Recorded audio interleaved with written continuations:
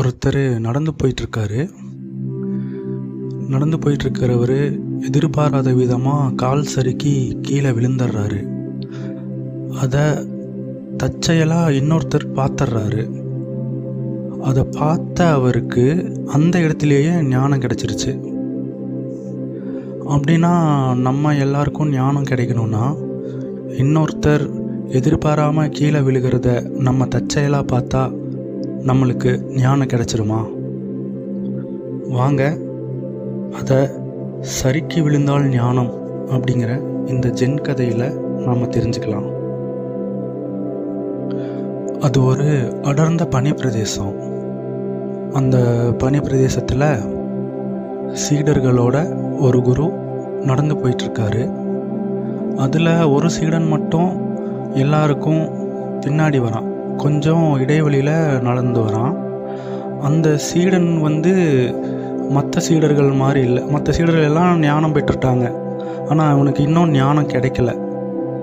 அதனால் அவன் ஒரு சிந்தனையிலேயே மற்றவங்களை விட்டு கொஞ்சம் விலகி அவங்களுக்கு பின்னாடி நடந்து வந்துட்டுருக்கான்.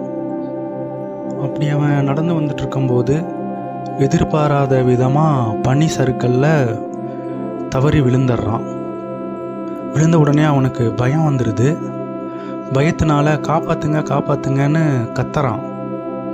அவனோட அந்த சத்தத்தை கேட்ட மற்ற சீடர்கள்லாம் அவனுக்கு உதவலான்னு ஓடி வராங்க. அதை பார்த்த குரு கையை காட்டி போவேணாம் அப்படின்னு சொல்லி தடுத்து நிறுத்திடுறாரு. அதனால் அந்த சீடர்கள் அப்படி நின்றுடுறாங்க. இப்போது அந்த குரு மட்டும் அவன் அந்த சீடன் தடுக்கி விழுந்த இடத்துக்கு போகிறாரு. அங்கே போய் அந்த குழிக்குள்ளே இறங்கி அவரும் அந்த சீடன் பக்கத்துலேயே படுத்துடுறாரு. படுத்துட்டு அவரோட கை கால்களை அவரே அடிச்சுக்கிட்டு காப்பாற்றுங்க காப்பாற்றுங்க அப்படின்னு அவரும் கதறாரு. அந்த சீடனுக்கு திடீர்னு அதிர்ச்சி ஆகிப்போச்சு. என்னடா, குருவும் நம்மளை மாதிரியே கத்துறாரே, நம்ம தானே எதிர்பாராமல் விழுந்தோம், அவர் நடந்து உள்ளே படுத்துக்கிட்டு அவரும் நம்மளை மாதிரியே கத்துறாரே அப்படின்னு ஒரு நிமிஷம் அவனுக்கும் அதிர்ச்சி ஆச்சு. ஆனால் அதே சமயம் அவனுக்கு சிரிப்பும் வந்துருச்சு குரு அப்படி செய்கிறத பார்த்து. அந்த நேரத்தில் அவனுக்கு ஞானமும் கிடச்சிருச்சு. இந்த குரு ஏன் அப்படி செஞ்சார், அவரோட செயலுக்கு என்னதான் அர்த்தம், அந்த சீடனுக்கு இந்த செயலில் எப்படி ஞானம் கிடைச்சிது, இன்னொருத்தரோட வழியை உணர்வது தான் உண்மையான ஞானம் அப்படிங்கிறத அந்த சீடன் அப்போ தான் புரிஞ்சுக்கிட்டான். அதே போல் கீழே விழுந்துட்டா ஊக்கிவிட ஒருத்தர் வரணும் அப்படிங்கிறது இல்லை, நம்மளே எழுந்திரிச்சுக்கலாம் அப்படிங்கிறதையும் அந்த சீடன் உணர்ந்தான். சரி,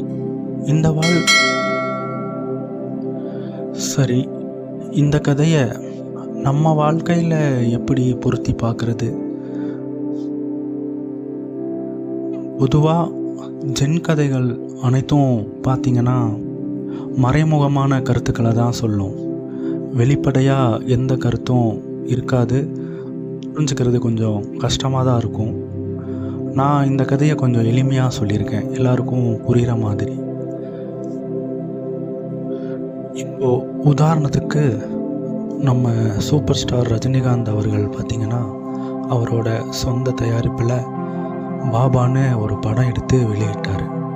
அந்த படம் பார்த்திங்கன்னா படுதோல்வி அடைஞ்சது. ஆனால் அதுக்கப்புறம் பார்த்திங்கன்னா அவர் படையப்பான்னு இன்னொரு படத்தை வேற ஒரு தயாரிப்பாளர்கிட்ட நடித்து வெளியிட்டார். அந்த படம் பயங்கரமாக வெற்றி அடைஞ்சது. இதை ஏன் சொல்கிறேன் அப்படின்னா, அதுக்கப்புறம் அவர் ஒரு நிகழ்ச்சியில் சொல்லியிருப்பார், எல்லா மனிதர்களோட வாழ்க்கையிலும் ஏற்றம் இறக்கம் அப்படிங்கிறது இருந்துகிட்டே இருக்கும் அப்படின்னு அந்த நிகழ்ச்சியில் சொல்லியிருப்பார். பாபாவில் விழுந்தேன்னா படையப்பால் எழுந்திரிச்சிட்டேன் அப்படிங்கிறது சொல்லியிருப்பார். இப்போது என்னோட வாழ்க்கையில் எடுத்துக்கிட்டிங்கன்னா, நான் எங்கே விழுந்தேன்னா படிப்பில் சறுக்கி விழுந்தேன். அப்படி சறுக்கி விழுந்த எனக்கு ஒரு ஞானம் கிடச்சிருக்கணும்ல. அது என்ன அப்படின்னு பார்த்தீங்கன்னா, ஒரு கட்டமைப்பில் போய் படித்து சான்றிதழ்களை பெறுவது மட்டும்தான் நம்மளை உயர்த்தும் அப்படிங்கிறது கிடையாது. நம்மளுடைய வாழ்க்கையில் நிறையா கற்றுக்கலாம் அப்படிங்கிறது. அந்த மாதிரி நான் நிறையா கற்றுக்கிட்டேன். என்னுடைய படிப்பே அதுதான். நான் என்னோடய வாழ்க்கையில் கற்றுக்கிட்டது தான் இப்போ என்னோடய படிப்பு. ஒரு முக்கியமான விஷயம் என்னென்னா, நம்மளை புதுப்பிச்சுக்கணும். அந்த காலத்துக்கு தகுந்த மாதிரி நம்ம அப்டேட்டடாக இருக்கணும். அதுதான் அந்த ஞானம்னு நான் நினைக்கிறேன். புரிதல்னு நான் நினைக்கிறேன். நீங்கள் என்ன நினைக்கிறீங்க? உங்கள் சிந்தனையில் என்ன உதிக்குதோ அதை ஞாபகமாக கமெண்ட் பெட்டியில் எழுதுங்க. எல்லாரும் மகிழ்மலம் சேனலை சப்ஸ்கிரைப் பண்ணுங்கள், லைக் பண்ணுங்கள், ஷேர் பண்ணுங்கள். இதுவரைக்கும் இவ்வளோ நேரம் என்னுடைய இந்த கதையை கேட்ட உங்கள் அனைவருக்கும் நன்றிகள் பல. மீண்டும் சந்திப்போம்.